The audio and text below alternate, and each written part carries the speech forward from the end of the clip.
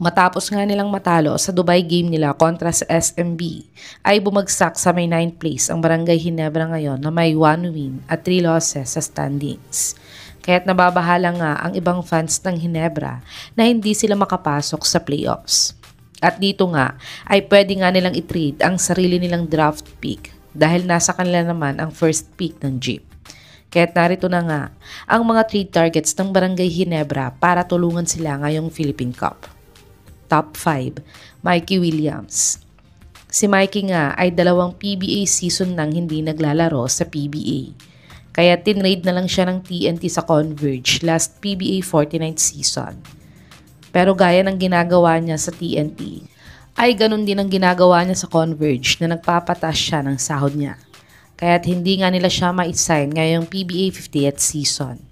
Pero isang ang Barangay Ginebra sa mga matagal nang nagkaka-interest na makuha itong si Williams.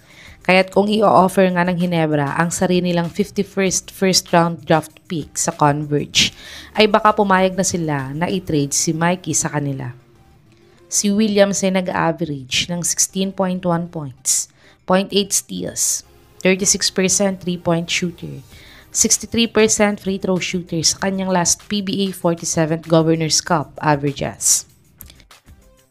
Panoorin natin ang mga latest game highlights at practice ni Mikey sa SGA dati kung matutulungan niya pa ba ang Ginebra pag makabalik siya.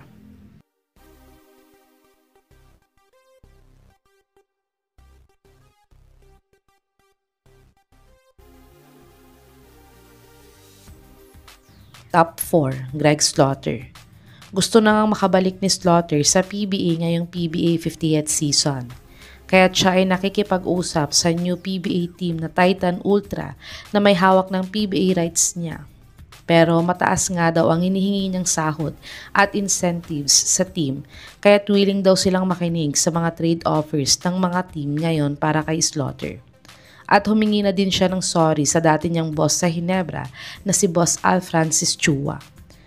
At dahil dito nga, madaming Ginebra fans nga ang humihiling na bigyan ulit ng isang chance si Slaughter na makabalik sa Ginebra. At ito din naman ang gusto ni Greg, ang makabalik sa Ginebra bago siya magretiro sa PBA. Uma-average si Greg Zila ng 15.7 points, 9.8 rebounds, 2.3 assists, 1.1 blocks, 67 field goal percentage at 80% free throw shooter sa kanyang 2024 MPBL 6th season. Panoorin natin ang maikling game highlights ni Slaughter sa MPBL kung matutulungan niya pa ba ang Ginebra pag makabalik siya.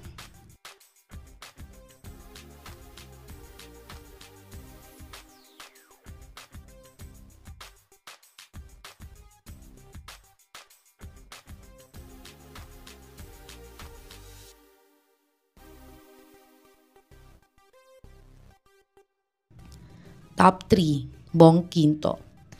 Si Quinto nga ay isang key player ng Meralco Bolts. Pwede nga siyang starter o spark of the bench player nila.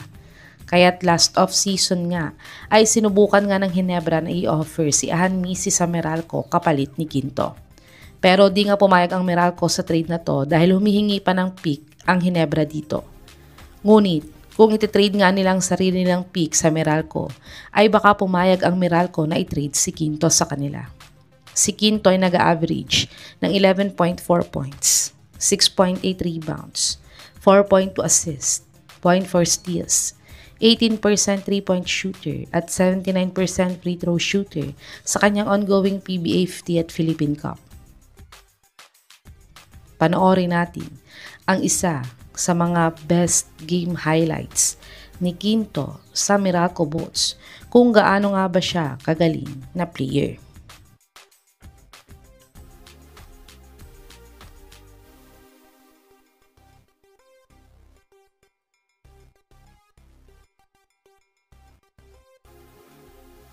Top 2, Jerick Ahan-Misi. Na-trade nga ng Magnolia si Jerick Ahan-Misi kapalit ni Javi Gomez Deliano sa Terra Firma Jeep. At parehas nga silang nanalo sa trade na to dahil maganda ang mga naging performance nilang parehas sa mga bagong teams nila. Kaya dahil dito nga ay madaming teams ngayon na nagkaka-interest na makuha itong si Ahan Misi. At ngayon nga ay magkasama na si Jeric at Maverick sa Jeep. Pero dahil sa pinapakita ng performance ni Jeric ngayong conference, ay baka kuhanin din siya ng Ginebra ngayong conference. Nag-average si Jeric ng 16.5 points, 4 rebounds, 3 assists, 1.8 steals, 47% 3-point shooter at 100% free throw shooter sa kanyang ongoing PBA 50th Philippine Cup. Panoorin natin ang latest game highlights ni Ahan Misi sa Terra Firma Jeep kung gaano nga ba siya kagaling na player.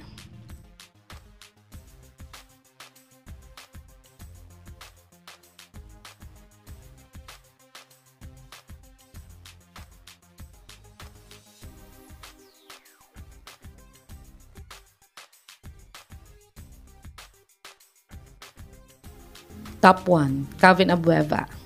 Si The Beast nga ay tinrade ng Magnolia sa Northport kapalit ni Will Navarro. Ngunit, umalis naman si Navarro at nag-sign sa KBL. At si Abueva nga isa ngayon sa mga star player ng bagong team na Titan Ultra. Sa debut game niya nga dito ay nabit niya na agad ang PBA career high niya sa points at nagtala ng 41 points. Pero sa second game niya ay nagka-hamstring injury siya sa first quarter at hindi na siya nakabalik sa game. Pero ayos naman si The Beast ngayon at nakapaglaro na sa last game nila kontra Rain or Shine. At ayon nga sa source na to ay balak daw i-offer ng Ginebra si Ben Adamos at sarili nilang first round at second round pick sa 51st draft kapalit ni Abueva at ang PBA rights ni Greg Zilla sa Titan Ultra. Si Abueva ay nag-average ng 19.3 points, 6.3 rebounds, 1 assist, 0.7 steals, 44% 3-point shooter at 72% free throw shooter sa kanyang ongoing PBA 50th Philippine Cup averages. Panoorin natin ang isa sa mga pinaka-latest na highlights ni The Beast sa Titan Ultra kung gaano pa din ba siya kalupit maglaro ngayon.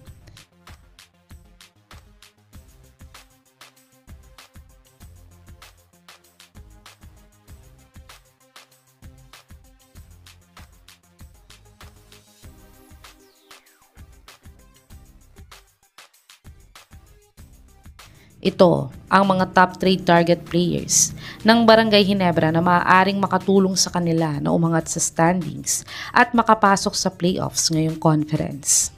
Sa tingin niyo mga kababos, sino sa mga players na to ang dapat makuha ng Ginebra para tulungan sila ngayong Philippine Cup?